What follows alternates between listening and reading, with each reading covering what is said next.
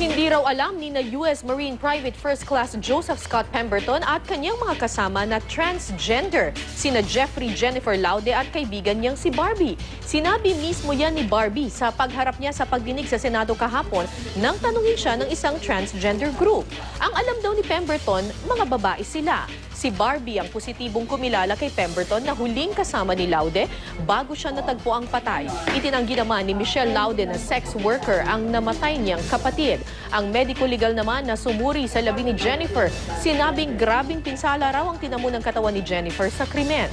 Kabilang dito ang pasasamuka at sugat sa dila na posibleng resulta ng pagsakal sa kanya. Masabi mo bang matindi ang galit ng kalaban niya o nagbigay ng yung taong nagsakit sa kanya?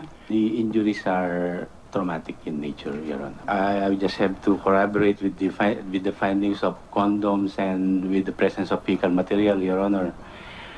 We can safely conclude that It was anal sex. Yes, Is that what you're trying to say? yes. Anal or rectal sex. All right. Would it be correct to say that your sister was a sex worker?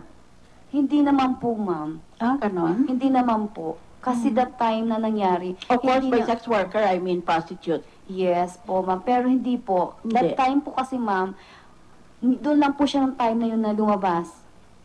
Sa tinagal-tagal po ng ilang buwan, mag-iisang taon na hindi po siya talaga lumalabas.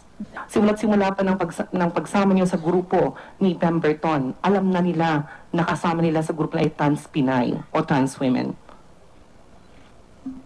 Ang alam po ni Pemberton ay kami po ay mga totoong babae.